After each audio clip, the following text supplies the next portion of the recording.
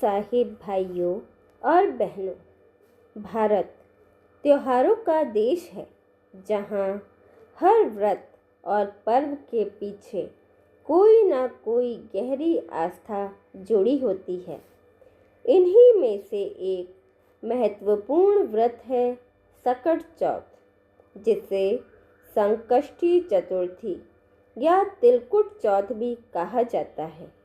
माताएं अपने बच्चों की लंबी उम्र और सुख समृद्धि के लिए भगवान गणेश की पूजा करती हैं और निर्जला व्रत रखती हैं।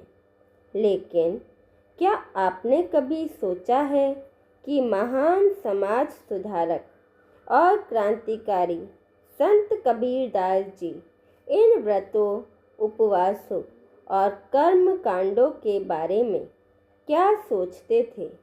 क्या केवल अन्न जल त्यागने से ईश्वर मिलता है या फिर संकट को दूर करने का कोई और गहरा आध्यात्मिक मार्ग है?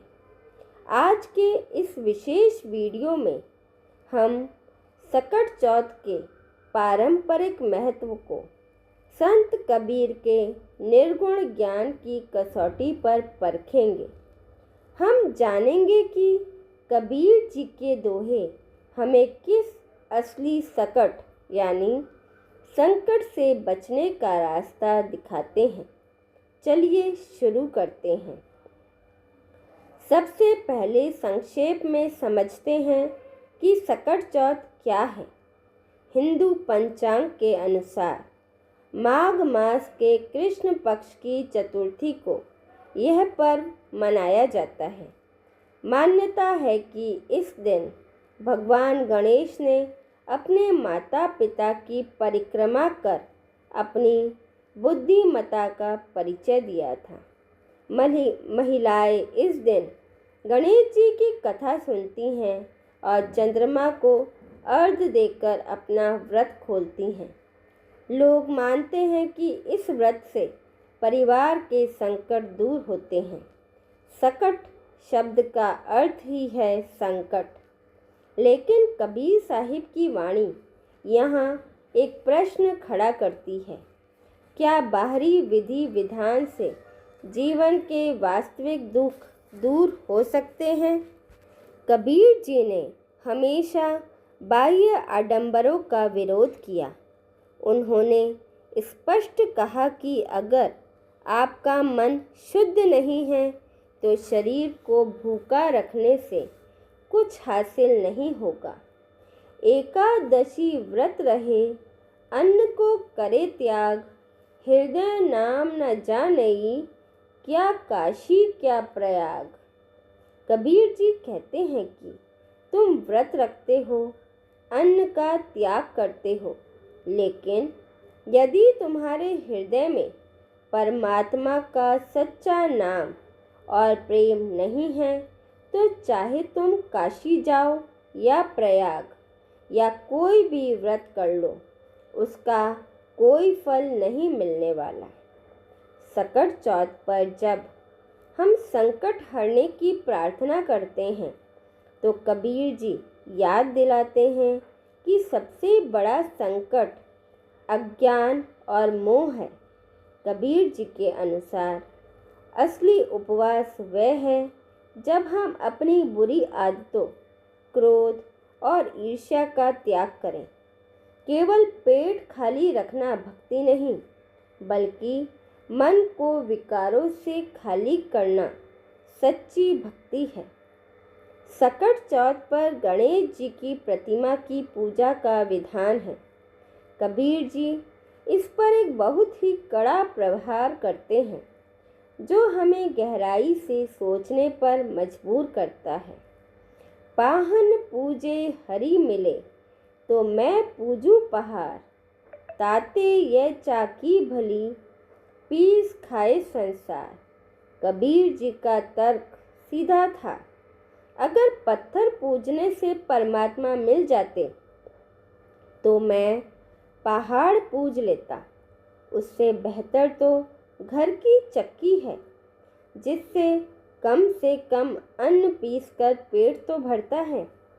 कबीर जी का संदेश यहाँ गणेश जी के अपमान का नहीं, बल्कि हमारी जड़ पूजा पर सवाल उठाने का है।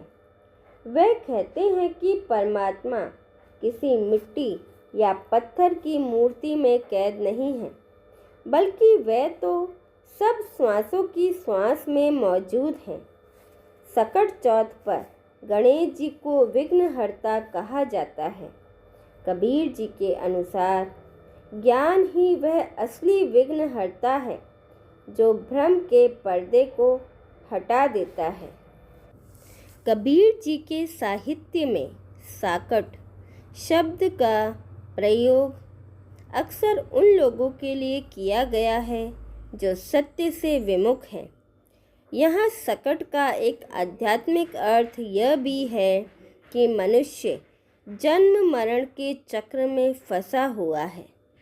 कबीर साकट की भक्ति कर मति कोई जाहू, ओझी प्रीति कुम्हार की बहुविधि रूप बनाहूँ।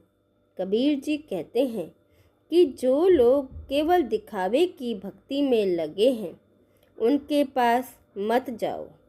उनकी प्रीति उस कुम्हार की तरह है जो मिट्टी के अलग अलग रूप तो बनाता है, लेकिन वास्तविकता में वह सिर्फ मिट्टी ही रहती है।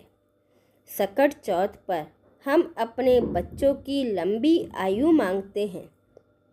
कबीर जी हमें याद दिलाते हैं कि शरीर तो नश्वर है, हमें उस अमर पद की मांग करनी चाहिए जिसे प्राप्त करने के बाद फिर कोई संकट नहीं रहता।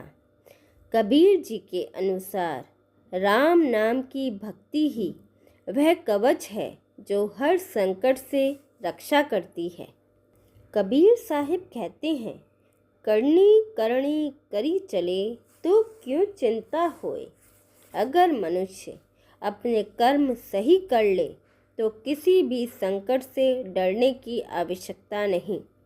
सकट चौथ पर माताएं अपने बच्चों के लिए व्रत करती हैं, लेकिन कबीर जी पूछते हैं, क्या हमने बच्चों को सही संस्कार दिए?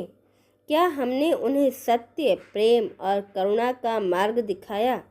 अगर नहीं तो केवल व्रत से संकट नहीं टलते। कबीर साहिब माता को केवल जन्म देने वाली नहीं, बल्कि संस्कार देने वाली गुरु मानते हैं। वे कहते हैं, गुरु कुम्हार शिष्य कुंभ है, गड़ी गड़ी काढ़े खोट। माता पहली गुरु होती है। अगर माता का मन भय, अंधविश्वास और दिखावे में फंसा हो तो वही संस्कार संतान में उतरते हैं।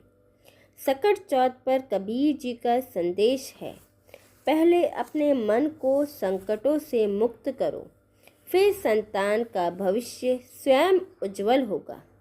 सकट चौथ पर गणेश जी की पूजा होती है। गणेश जी को विघ्नहर्ता कहा जाता है, पर कबीर साहिब कहते हैं, पत्थर पूजे हरि मिले तो मैं पूजू पहाड़। यदि केवल मूर्ति पूजने से संकट दूर हो जाते तो दुनिया में कोई दुखी नहीं रहता। कबीर जी गणेश जी के गुणों की पूजा सिखाते हैं, विवेक, धैर्य, विनम्रता, बुद्धि। अगर ये 3 गुण जीवन में आ जाएं तो हर दिन सकट चौथ बन जाता है।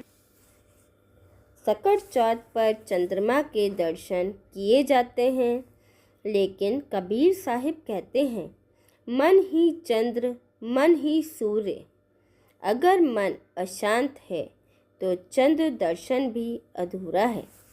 कबीर जी सिखाते हैं कि बाहर चंद्र देखने से पहले भीतर के अंधकार को देखो। जब भीतर का अंधकार मिटेगा तभी जीवन के संकट भी समाप्त होंगे। कबीर साहिब व्रत के विरोधी नहीं थे, वे अंध व्रत के विरोधी थे। वे कहते हैं, उपवास करे जो मूर्ख जन, क्या फल पावे सोए। अगर व्रत के साथ क्रोध बना रहे, अहंकार बना रहे, द्वेष बना रहे, तो वह व्रत केवल शरीर को कष्ट देना है, आत्मा को नहीं। सकट चौथ का सच्चा व्रत है बुरी सोच का त्याग, गलत कर्मों का त्याग, डर और मोह का त्याग। कबीर साहिब कहते हैं, जैसा बीज बोएंगे वैसा फल पाएंगे।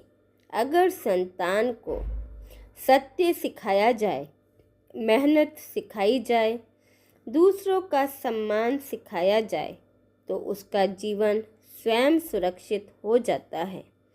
माता का भय, चिंता और अंधविश्वास कभी भी संतान की ढाल नहीं बन सकता।